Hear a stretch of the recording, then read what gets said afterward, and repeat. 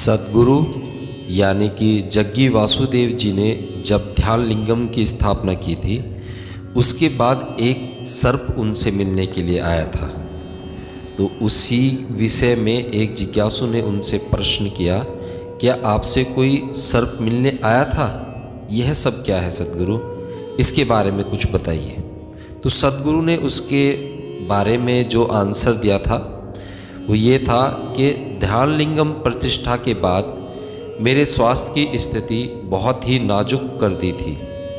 मैं एक बहुत ही भयानक अवस्था में था, लेकिन उसके बाद मैं धीरे धीरे ठीक होने लगा। कई सारी प्रक्रियाएं की गई। मुझे पुनः स्वस्थ करने में कुछ लोगों ने वाकई अपना जीवन समर्पित किया। इसमें कई सारी चीज़ें शामिल थी।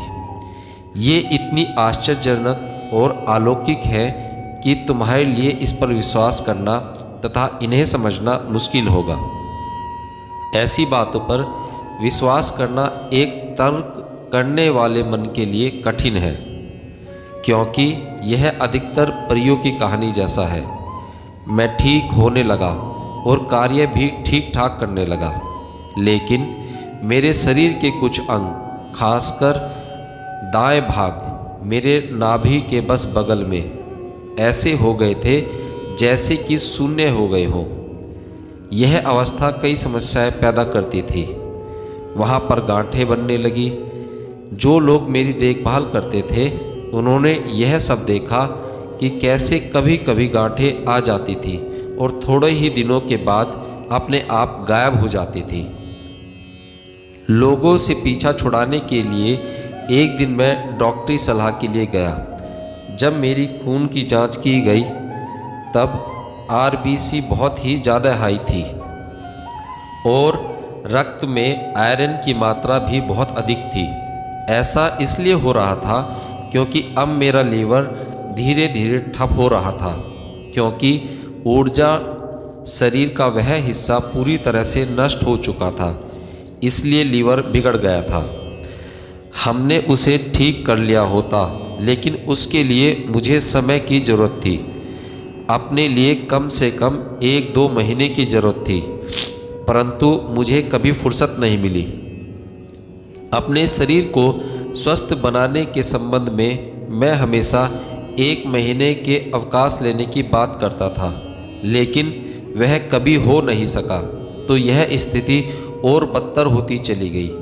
अगर इसे थोड़ा और बढ़ने के लिए छोड़ दिया गया होता तो यह धीरे धीरे कैंसर का रूप ले लेता और शरीर को नष्ट कर देता।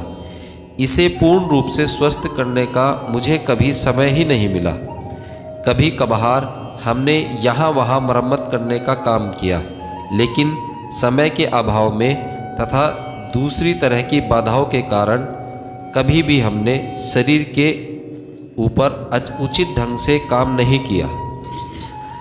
लगभग 8-9 महीने पहले की बात है, लगभग दिसंबर 2001 की सुबह का वक्त था। आश्रम में मैं अपने सोने के कमरे में लेटा हुआ था। करीब करीब 4:45 बजे होंगे। जब मैंने आंखें खोली तब मैंने देखा कि सामान्य आकृति से बड़ा एक बहुत विशाल सांप मेरे बगल में बैठा हुआ है। उसका फन उठा हुआ था।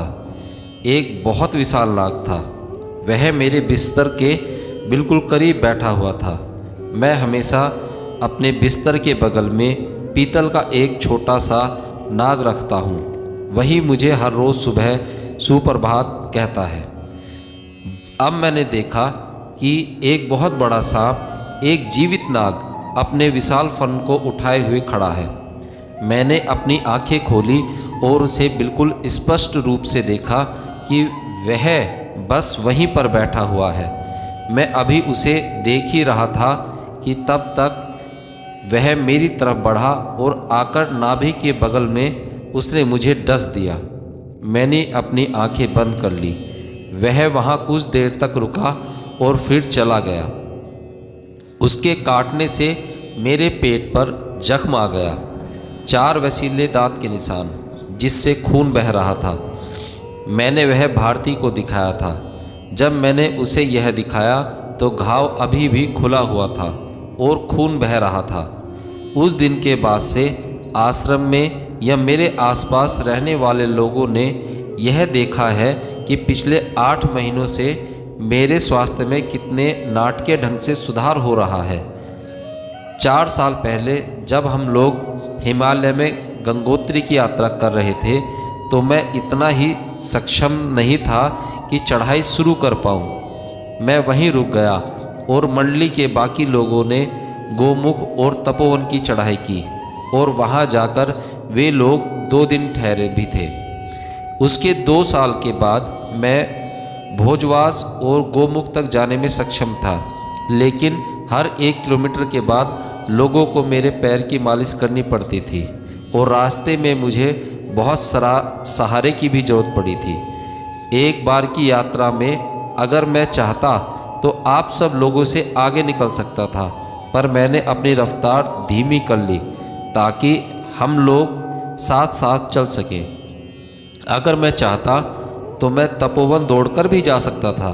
मैं अपने भौतिक शरीर में सुधार लाने के लिए कोई बहुत बड़ी शारीरिक क्रिया नहीं कर रहा हूँ, परंतु इसमें बिल्कुल स्पष्ट रूप से सुधार हुआ है। उस दिन से मेरी नाभि के बगल का जो हिस्सा शून्य हो गया था, उस दिव्य सांप ने मुझे उससे मुक्त कर दिया। तो यह सब हुआ था। इसका वर्णन करना बहुत मुश्किल है। मैं बस इतना ही कह सकता हूँ कि कई जीवन कालों के दौरान मैंने इस दुनिया में और इससे परे भी कई मित्र बनाए और शत्रु भी बनाए हैं। शत्रु तो किसी काम के नहीं हैं, परंतु मेरे मित्र हैं।